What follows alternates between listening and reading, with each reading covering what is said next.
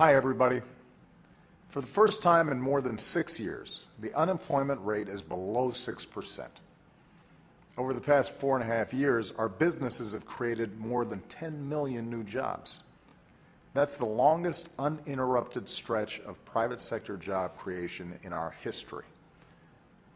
But while our businesses are creating jobs at the fastest pace since the 90s, the typical family hasn't seen a raise since the 90s also. Folks are feeling as squeezed as ever. That's why I'm going to keep pushing policies that will create more jobs faster and raise wages faster. Policies like rebuilding our infrastructure, making sure women are paid fairly, and making it easier for young people to pay off their student loans. But one of the simplest and fastest ways to start helping folks get ahead is by raising the minimum wage. Ask yourself, could you live on $14,500 a year? That's what someone working full-time on the minimum wage makes. If they're raising kids, that's below the poverty line, and that's not right. A hard day's work deserves a fair day's pay.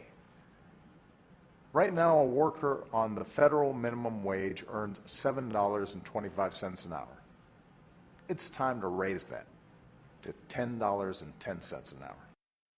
Raising the federal minimum wage to $10.10 an hour, or $10.10, would benefit 28 million American workers. 28 million.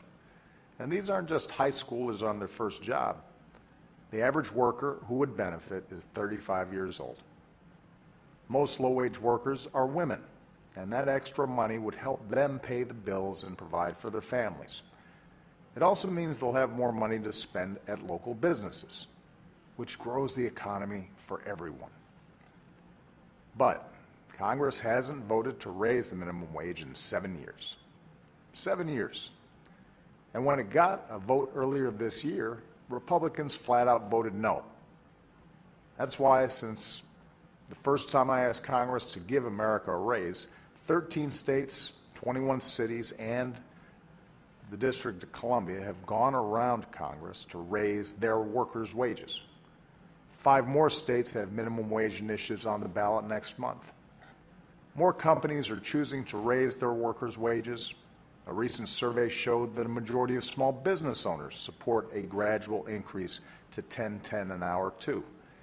And I've done what I can on my own by requiring federal contractors to pay their workers at least $10.10 an hour.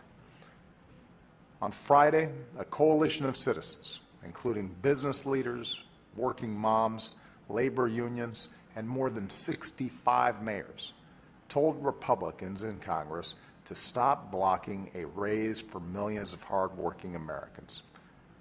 Because we believe that in America, nobody who works full-time should ever have to raise a family in poverty. And I'm going to keep up this fight until we win, because America deserves a raise right now. And America should forever be a place where your hard work is rewarded. Thanks, and have a great weekend.